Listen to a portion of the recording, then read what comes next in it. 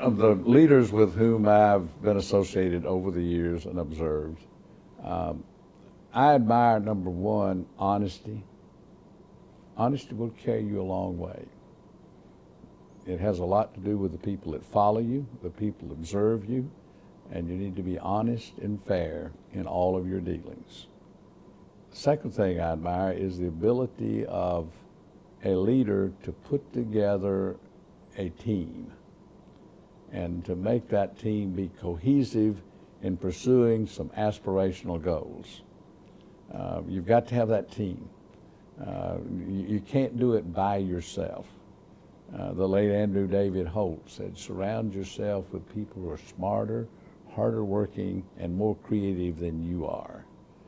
And some of us leaders have a hard time doing that. We want to be the star. We want to be, everything revolves around us.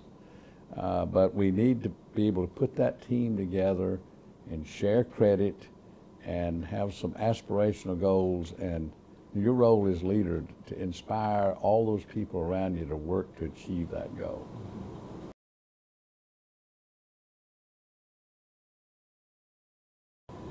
I'll sound a little biased. One of the greatest barriers to successful leadership is arrogance and a high level of ego. Because I think if you are arrogant and egotistical and think a lot of yourself, the people around you are going to, if you're not careful, they're not going to follow you too eagerly. And an old fellow, an industrialist who wrote a textbook a long time ago, and I grew up in a community that had labor unions, and my family worked in the steel mills and so forth.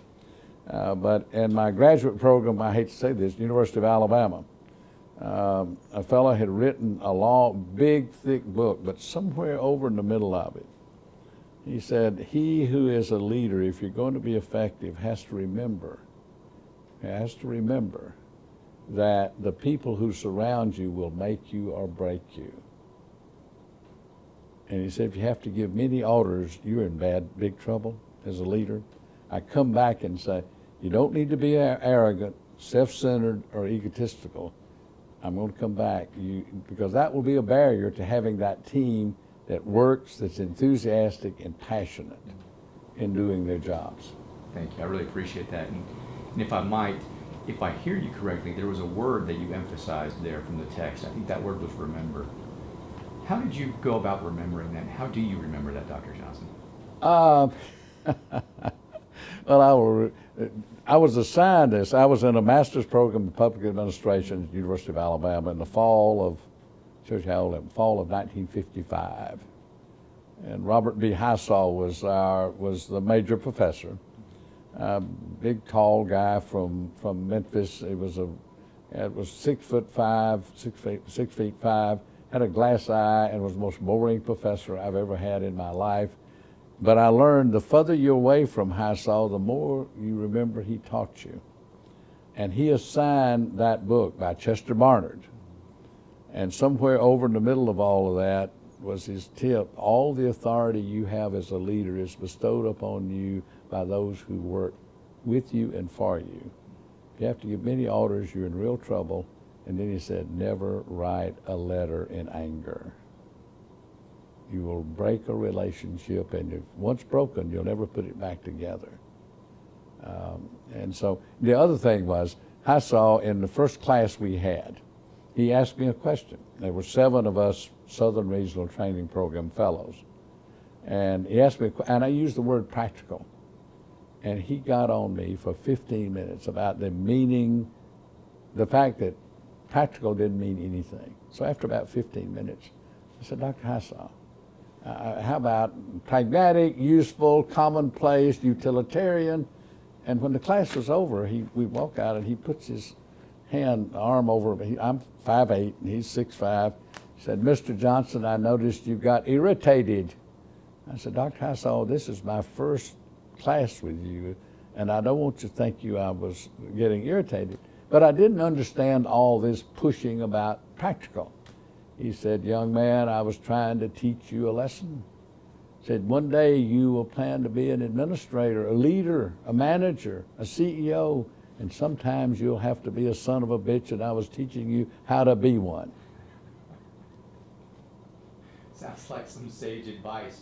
A very practical lesson. The end of that story, 7 years later, I'm on the selection committee for the 7 SRT as an alum, the representative of the alumni.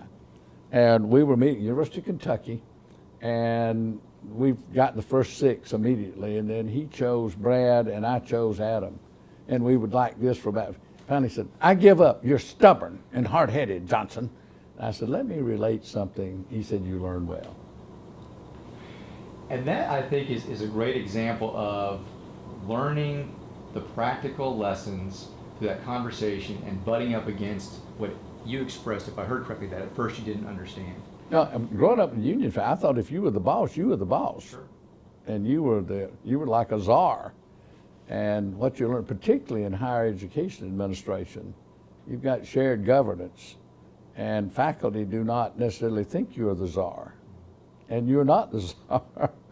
Or if you're in a political environment, state government, where I spent 4 or 5 years, you've got to deal with elected officials. And if you're an administrator, bureaucrat, they may not think you are all that you think you are. And so you have to adapt to that environment.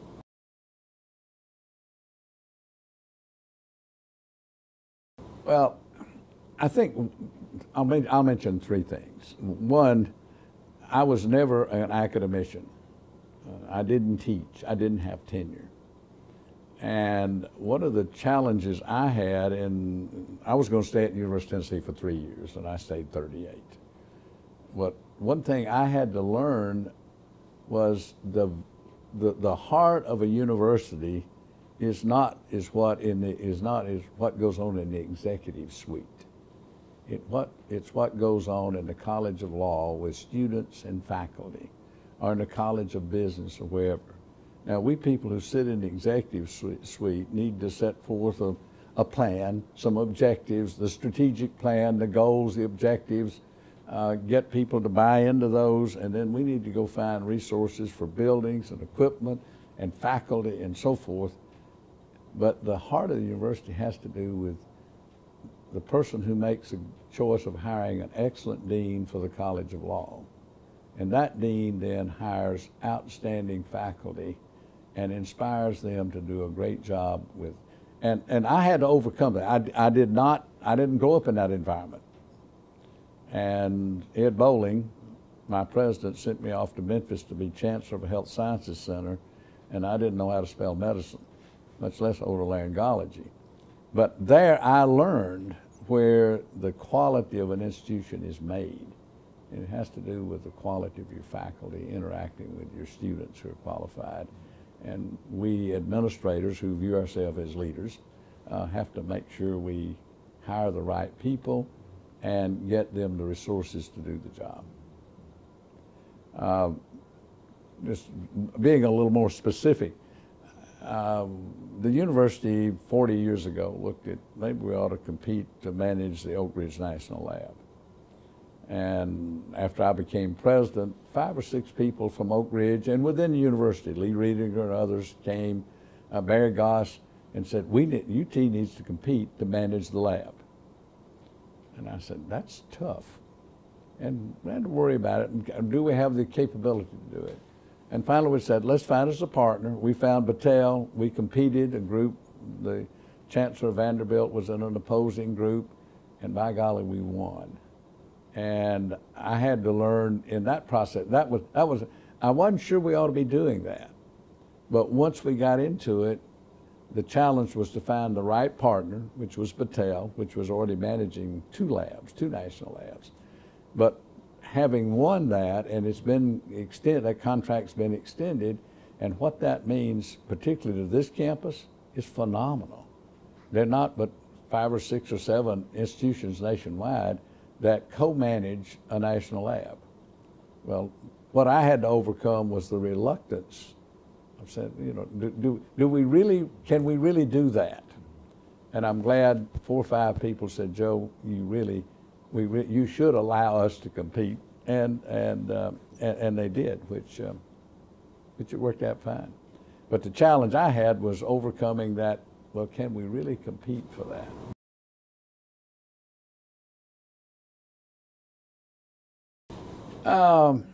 Well, I'll go from the trivial to the more important, I think. Number one, growing up out in the country in a country grocery store that sold everything with a dirt road in front of it, and my family had a grocery store, and we had a grist mill and a molasses mill, and another uncle had a sawmill across the road, another uncle had a cotton gin, and just you learn something by being in the retail business. Nobody owes you anything, and you've got to learn how to get along with people.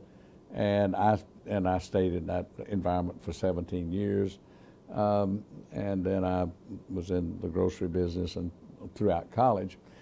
But the most important, to me, the most important contributors to helping me learn to do, well, to keep my job, I won't evaluate what kind of job I did, was having mentors like Andy Holt and Ed Bowling.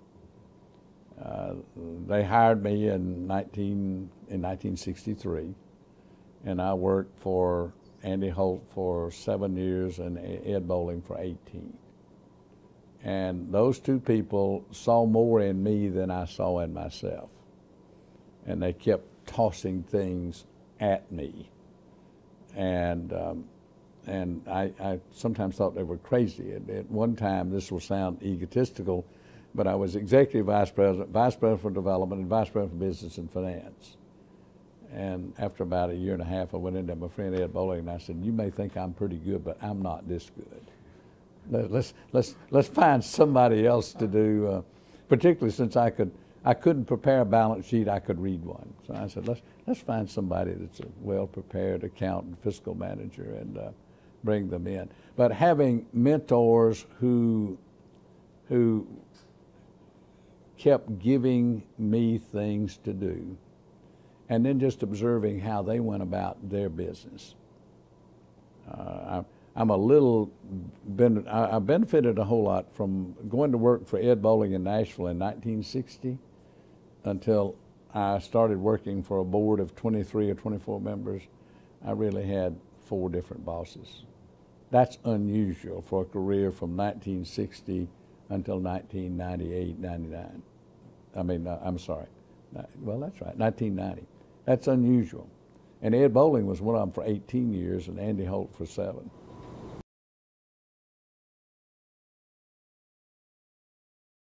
I'm going to come back and repeat myself. One, I want to see some honesty. Second, I like people that are creative, that can think of doing things in a different way, that have the ability to grow. The last thing you want is somebody that says, "Here's my job, I'm in it, and what we've done is the best that it's ever been done." I like to have people that are creative, exploring new ways of doing things. And the other thing that I think is terribly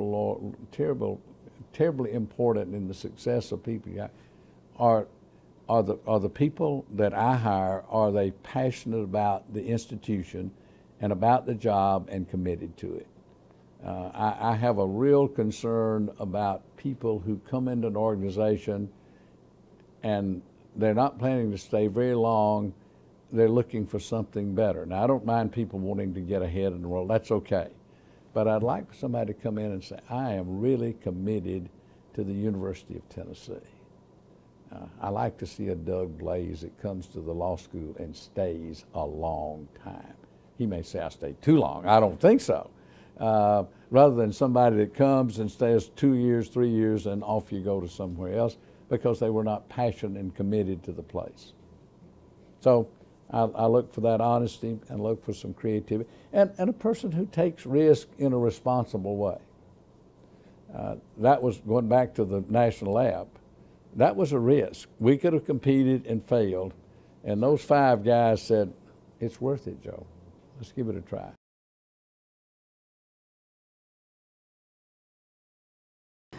Well, I could say I retired, but I'm 92 years old. I retired first in '99 and then came back in 2003 and 4 and retired again. I'm delighted that there are people who think I can still be of some use to them. My wife is glad that I don't stay at home. UT nicely provides an office and a secretary. And I guess over the years, I asked people to do things for the University of Tennessee, legislators, donors, corporations, and now people ask me to do things which they think I can be helpful. And as a result, I'm on 8 or 9 or 10 not-for-profit boards, 2 for-profit boards. I'm helping, I never taught my whole career at UT, but I'm teaching now at doctoral courses. And so people keep me busy, and I think in doing that, I don't know whether you can grow at age 92 or not, but I feel good about what I'm doing, and I'm delighted that people continue to ask me to do something. I feel, oh, it sounds egotistic. I feel good when Joe DiPietro or Jimmy Cheek or somebody says, Joe, why did UT do this in 1965? Well, I'm the only person here who can answer that, and I can make up an answer and they don't know the difference. But I feel good about the fact, because sometimes, why did we do that? Or why is UT located here? And having been involved with UT since 1963, I can express that view. I do, as in retirement, I do follow a right important rule. If I'm not asked my opinion on something at UT, I don't have one.